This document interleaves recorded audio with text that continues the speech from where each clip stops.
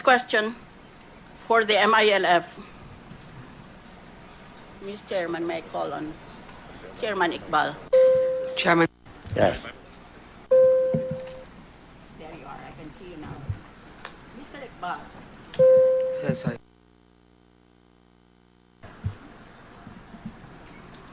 We have been acquainted at the hearing on the BBL on the issue of constitutional amendments.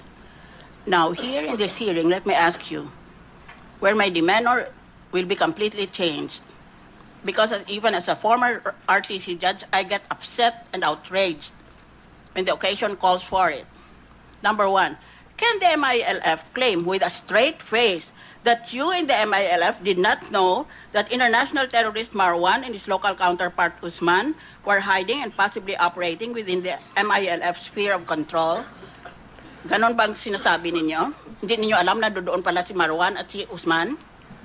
Hindi ho namin alam na nandun si Basit Alright. Usman at saka nandun si Marwan. I have my answer. Your answer, of course, does not bind me or anybody else. It will have to stand against the evidence. Number two, apparently, however, despite your disclaimer, these terrorists felt safe in MILF territory. Why? Even assuming for the sake of argument that the terrorists were in BIFF territory, why did the BIFF consent? Eh bakit doon sila? Kung hindi nakikialam ng MILF, bakit doon sila sa teritoryo ng MILF? Or if not the territory, at least adjacent territory that the MILF could easily control? Actually, hindi ho yung community, it's a community. Karamihan doon po ay civilian na nakatira doon. So, in a civilian community, you cannot compartmentalize movement of people. And then, granting na nandun si Basit Usman, pero nagtatago. Why did MILF and BIFF not coordinate with the government by sharing intelligence operation? Ba't hindi nyo binulong man lang doon sa mga peace panel advisors and operators? Well, we Uy, have... nandyan si Usman at si Marwan sa amin. Kung talagang in good faith kayo na tayo gumawa ng Bangsamoro Basic Law. Well, we have mechanism to do that. We have the ad hoc joint action group. Ang mandate po ng ad hoc joint action group po ay to interdict and isolate kidnap for ransom groups and other criminal gangs, including Lost Command operating in Mindanao. So yun po ang mekanismo at malalim po ang ugnayan namin, yung adyag ng MILF, adyag ng gobyerno ng Pilipinas, but I cannot disclose the details in this forum. Maybe in an executive session I can do that. I submit to you, sir, that this failure to convey vital information to your negotiation partners is an abject sign of bad faith. No wonder there are now doubts in social media, widespread in scope, about the sincerity of the MILF. Next question. Why did the MILF join the firefight and attack the SAF men? Oh. Well, it was to the side of the MILF. It was really, I use the term missing counter because there was no intention on the part of the MILF really to fight the SAP.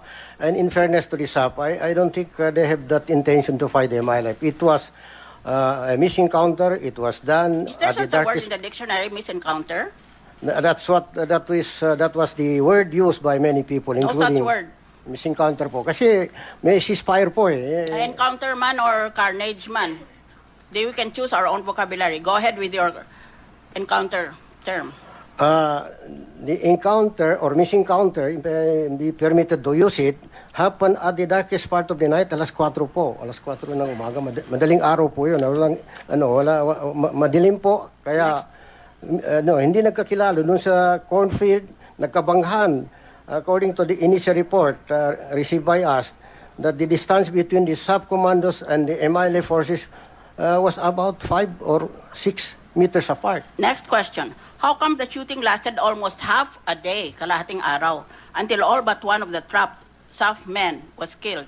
Bakit ganon katagal yun? Alam po niyo, both sides, yung MILF at saka yung SAP, yung armas po nila malalakas eh. Kahit na po yung halimbawa yung boksingero po, mahirap din paghiwalayin yun. At saka yung Sabihin mo ninyo yan sa pamilya ng 44 Pilipinong namatay. Yun na nga ho, mahirap po. Sinasabi ko lang po ang katotohanan. Next na question. talaga mahirap paghiwalayin pag nandoon na in fairness to the If I CCF. want your opinion, I'll ask for it or I'll give it to you. Next, there were rumors that the dead were robbed of all their possessions. If so, who committed the robbery?